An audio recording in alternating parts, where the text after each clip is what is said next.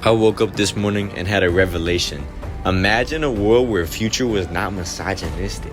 In today's video, we are going to be discussing multiple different possibilities of what would have happened, could have happened, and what will happen in the future if Future was not misogynistic. With that being said, get you something to snack on for today's video. You're gonna need it. Maybe some cranberry juice, some Cheerios, and let's get right into it.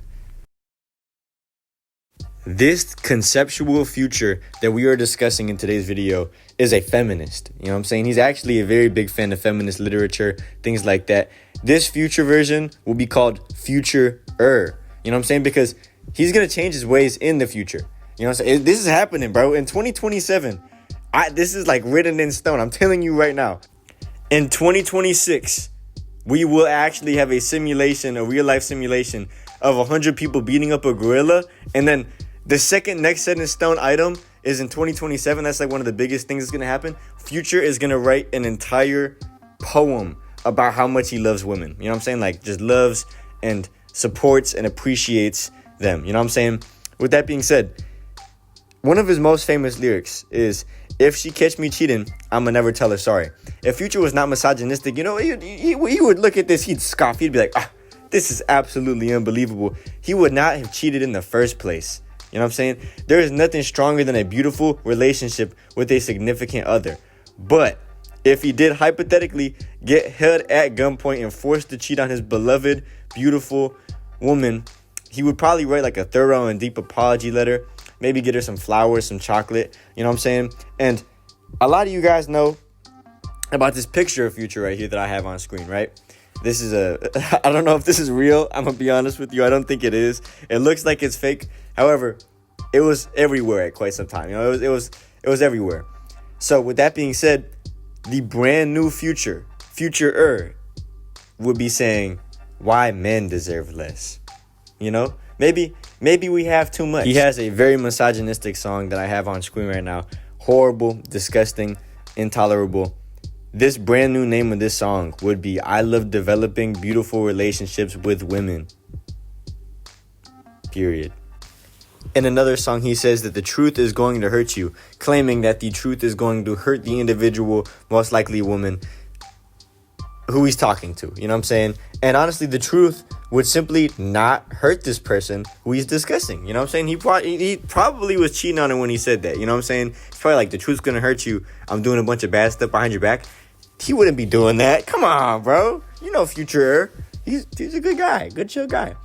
This new Future would probably have a song called Duo rather than a song known as Solo. You know what I'm saying? He'd probably find a lot more love in his heart, a lot more room. He wouldn't have to be going solo no more.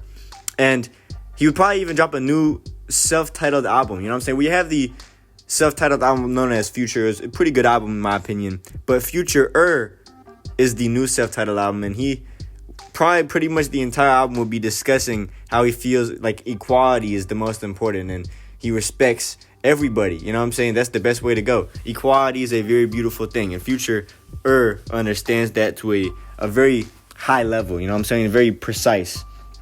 And he'd probably just be spreading awareness this entire album and talking about on how he regrets his former ways, or maybe it wasn't him, you know what I'm saying? That wasn't me. Or maybe he'll take accountability and be like, that was me, but I've made mistakes and I will learn. You know what I'm saying?